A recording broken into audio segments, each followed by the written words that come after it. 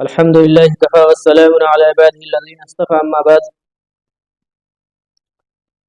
آج جو ہم آپ کے سامنے بات کریں گے وہ ہے اسلامی عقیدے پر کچھ گفتگو کریں گے آپ کے سامنے۔ تمام عالم پہلے ناپید تھا، پھر اللہ تعالیٰ کے پیدا کرنے سے موجود ہوا۔ اللہ ایک ہے، وہ کسی کا محتاج نہیں، اور اس کی سب سے بڑی دلیل اللہ تبارک و تعالیٰ نے ایک پوری صورت ہی نازل فرما دی جو ہے سورہ اخلاص کے نام سے۔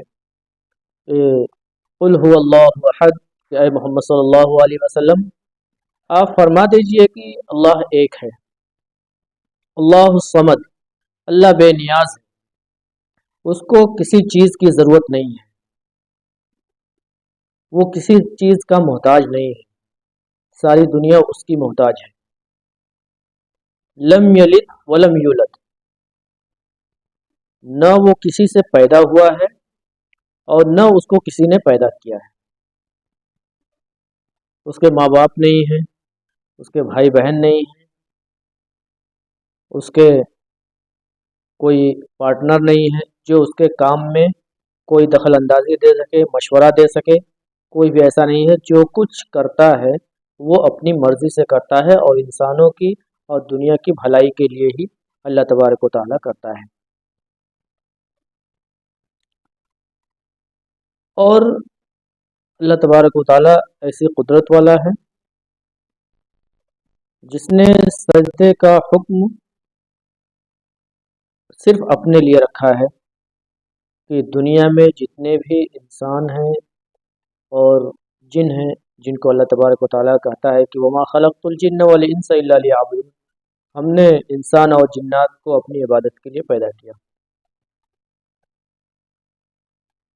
تو سجدے کا حکم صرف اللہ تبارک و تعالیٰ کے لیے ہے۔ اگر ہم اللہ کو چھوڑ کر پتھروں کے سامنے، سورج کے سامنے، چاند کے سامنے، انسانوں کے سامنے سجدہ کرتے ہیں تو یہ شرک ہے، اور اس کو اللہ نے کہا ہے ان الشرک لظلم عظیم، شرک ایک عظیم گناہ ہے، بڑا گناہ ہے، اللہ اس کو معاف نہیں کرے گا۔ ہمارے مسلمان بھائی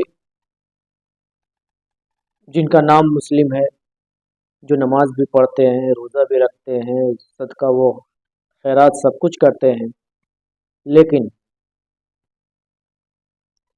مزار پہ جاتے ہیں، قبروں پہ جاتے ہیں، ٹھیک ہے جائیے، مزاروں پہ جائیے، قبروں پہ جائیے، ان کے لیے دعائے مغفرت کیجیے، لیکن ہم نے یہ عقیدہ بنا رکھا ہے کہ یہ اللہ کے قریبی ہے، یہ جو بزرگ مرے ہیں، انتقال کیے ہوئے ہیں، یا کوئی شہید ہوا ہے، یہ اللہ کے بہت قریبی ہے، اور جب ہم ان سے دعائیں کرتے ہیں تو یہ اللہ سے دعائیں کرتے ہیں، ہماری دعائیں قبول کراتے ہیں، یہ عقیدہ بنا رکھا ہے۔ وہاں جا کر قبر پہ سجدہ کرتے ہیں، قبروں کو چومتے ہیں، اس پہ جو چادر ہوتی ہے اس کو چومتے ہیں، اور طرح طرح کے ایسے خرافات کرتے ہیں جس کا شریعت سے کوئی تعلق نہیں ہے، شریعت نے اس کا حکم نہیں دیا ہے، صحابہ نے نہیں کیا ہے، اللہ کے نبی صلی اللہ علیہ وسلم نے بتایا، اللہ کے نبی صلی اللہ علیہ وسلم نے نہیں بتلایا ہے، اور اللہ کے نبی نے اور انبیاء کرام نے ان چیزوں کی تعلیم نہیں دی، بلکہ بتلایا ہے کہ ایسا کرنے والا مشرک ہے، شرک ہے، اللہ کے ساتھ بغاوت کر رہا ہے، اللہ کا باغی ہے، اور گویا کہ وہ اللہ کو جانتے ہوئے بھی دوسرے کے سامنے جھک رہا ہے، رکوع کر رہا ہے، سجدہ کر رہا ہے، چوم رہا ہے۔ یہ سب چیزیں ناجائز اور حرام ہیں، اور ایسا کرنے والے جہنم کے اس گڑھے میں اللہ تبارک و تعالیٰ ان کو ڈالے گا جہاں سے پھر نکلنا مشکل ہو جائے گا۔ اس لیے اگر جو نہیں جانتے تھے وہ اللہ سے توبہ کریں سچے دل کے ساتھ، اللہ کے سامنے روئیں، معافی تلافی کریں، اللہ معاف کرنے والا ہے، لیکن جانتے ہوئے جو یہ کرتے ہیں اور یہ سمجھتے ہیں کہ وہ قریبی ہیں، ہماری دعاؤں کو قبول کرائیں گے اور یہ بزرگ ہیں، تو یہ گناہ عظیم ہے، یہ تو معافی کے لائق نہیں ہے۔ اسی طریقے سے بہت سارے ایسے شرک ہیں جو ہم کرتے ہیں، اس کا حکم نہیں ہے، اس سے منع کیا گیا ہے، روکا گیا ہے، اس کی وعیدیں بتائی گئی، ڈرایا گیا ہے، اس کے بارے میں اللہ کے نبی صلی اللہ علیہ وسلم نے وارن کیا ہے، خبردار کیا ہے، ڈرایا ہے، پھر بھی ہم اس چیز کو کر رہے ہیں، کیونکہ ان سب چیزوں میں کرنے میں ہم کو مزہ آتا ہے، اچھا لگتا ہے۔ عبادت جب ہم نے کلمہ پڑھ لیا، جو آدم علیہ السلام سے لے کر حضور تک جتنے بھی انبیاء کرام آئے، سب کا کلمہ یہی تھا، لا الہ الا اللہ، دیر از نو گاڈ بٹ اللہ، کوئی معبود نہیں، کوئی عبادت کے لائق نہیں، درخت ہو، جھاڑ ہو، پتے ہو، جانور ہو، انسان ہو، جن ہو، کوئی بھی عبادت کے لائق نہیں ہے سوائے اللہ کے۔ یہاں تک کہ جو درخت سے پتا گرتا ہے اس کے بارے میں بھی اللہ کو علم ہے۔ تمہیں کیا علم ہے؟ جتنا اللہ نے تمہیں سکھایا ہے وہی معلوم ہے۔ اللہ کو جو ہم سوچتے ہیں ابھی ہم نے کیا نہیں ہے، اس کے بارے میں اللہ کو علم ہے، معلوم ہے، اور جو ہم کرنے والے ہیں اس کے بارے میں بھی اللہ کو معلوم ہے۔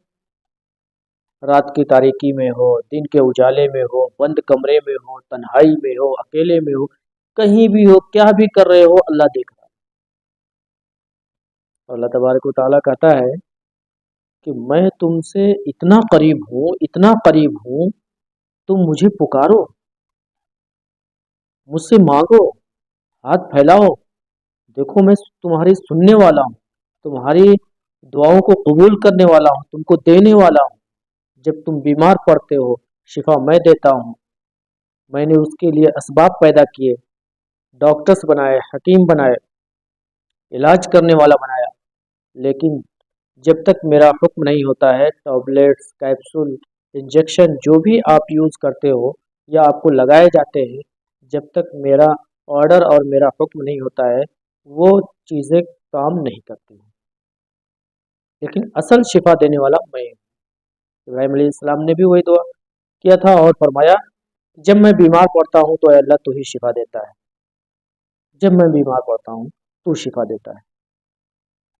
اس خالق کائنات کو پوری دنیا مل کر، انسان، جنات، جانور، کیڑے مکوڑے، سب اس کو ایک ساتھ پکارے تو اللہ سب کی سنتا ہے، سب کی قبول کرتا ہے۔ ہمارے سامنے دو لوگ تین لوگ بات کریں تو ان کو روک دیتے ہیں، رکو رکو، ایک ایک آدمی بات کرو۔ یہ قدرت والا پاورفل اللہ ہے جو ایک وقت میں ساری دنیا کی سنتا ہے۔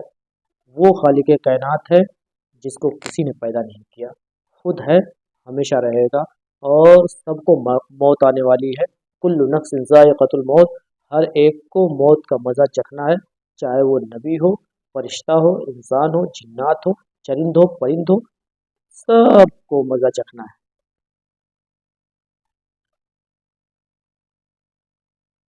اس کی پہچان اللہ کے نبی صلی اللہ علیہ وسلم نے کرایا۔ جب ہم ماں کے پیٹ میں تھے، اندھیروں میں تھے، خون کا لوتھڑا تھے، گوشت چڑھایا اللہ نے، ہڈیاں ڈالی اللہ نے، آنکھیں بنائی اللہ نے، دل بنائے، گردے بنائے، پیڑ بنائے، پوری مشینری اللہ تبارک و تعالیٰ نے فٹ کر دی۔ کیا کوئی انسان یہ کر سکتا ہے؟ کیوں وہاں جاتے ہو جہاں شیطان رہتا ہے، جہاں شیطان تم کو ورغلاتا ہے، جہاں شیطان تم کو لے جاتا ہے اور وہاں تم سے وہ کام کراتا ہے جس کے لیے اللہ تبارک و تعالیٰ نے جہنم تیار کر رکھی ہے۔ شیطان کا وعدہ ہے، اور قرآن میں اللہ نے کھلے طور پر کہہ دیا ان الشیطان لکم عدو مبین، شیطان تمہارا کھلا ہوا دشمن ہے۔ اس کو فرینڈ کیوں بنا رہے ہو، اس کو دوست کیوں بنا رہے ہو، اس کو تم اپنا ہم سفر کیوں بنا رہے ہو؟ اس کے جال میں پھنس کر ہم شرک و بدعات میں ملوث ہوتے ہیں، برائیوں میں ملوث ہوتے ہیں، اور جو حبیب مصطفیٰ کا طریقہ ہے اس طریقے کو چھوڑ کر ہم غیروں کا طریقہ اپنا رہے ہیں، جس کو ہم مانتے ہیں، دنیا میں پیار کرتے ہیں، جیسا وہ کپڑا پہنتا ہے اسی طریقے سے ہم بھی پہنتے ہیں، उन्होंने कपड़ा फाड़ लिया, हम भी फाड़ते हैं, बोलते हैं फैशन है, न्यू फैशन है। हमारी मुस्लिम औरतें, मुस्लिम बच्चियां भी वही कर रही हैं। हीरो और हीरोइन के कपड़े देखकर उस तरीके से अपना पहनावा और जेबतन कर रही हैं, पहन रही हैं। उनका कपड़ा उनको पसंद आ रहा है।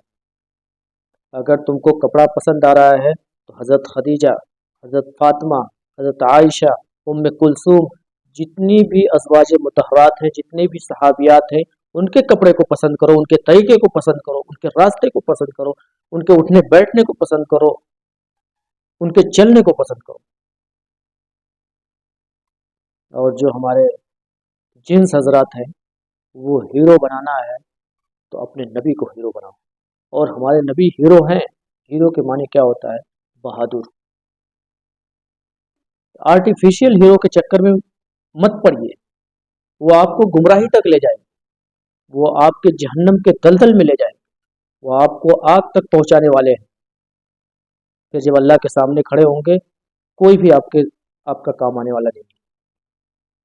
हमारा हीरो हमारे नबी हैं, हमारे सहाबी हैं, हमारे ताबेईन हैं, तबे ताबेईन हैं, हमारे उलमा हैं, हमारे बड़े हैं।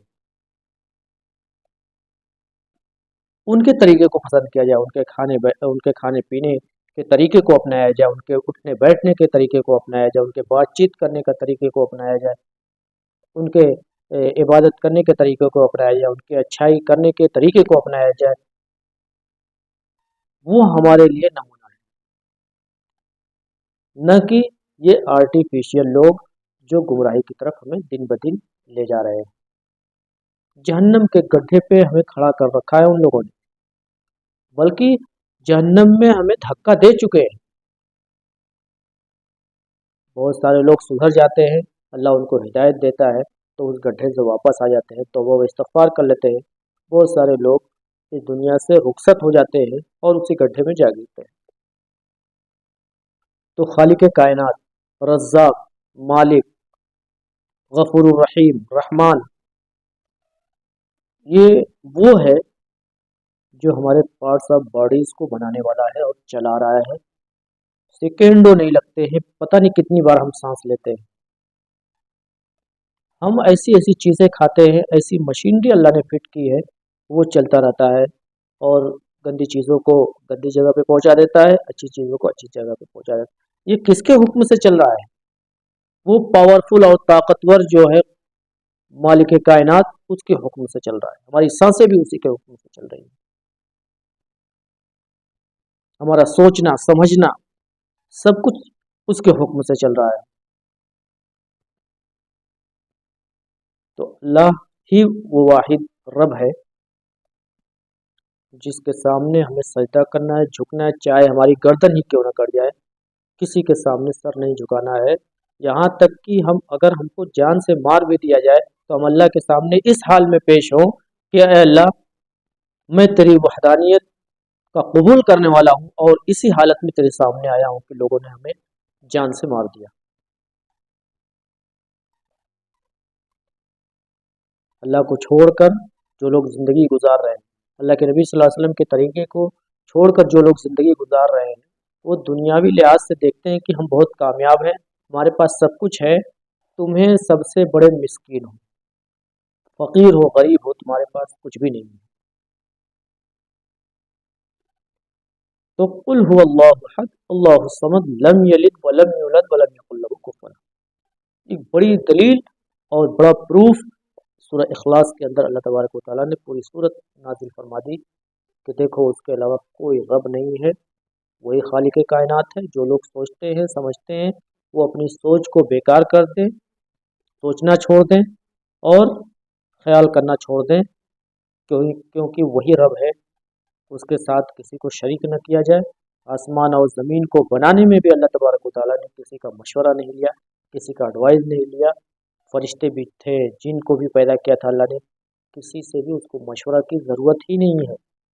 जो वो करता है सबकी भलाई के लिए करता है और हमारे फ़ायदे के लिए करता है, दुनिया को चलाने के लिए करता है। दुनिया के जो भी निज़ाम है सब उसके हुक्म से चल रहे हैं, जो उसके अर्श को उठाए हुए हैं وہ بھی اس کے حکم کے تابع ہیں۔ اللہ تبارک و تعالیٰ سے دعا ہے کہ اللہ تبارک و تعالیٰ ہمیں اللہ تبارک و تعالیٰ کے ایک ماننے کی توفیق عطا فرمائے اور شرک و بدعات و خرافات سے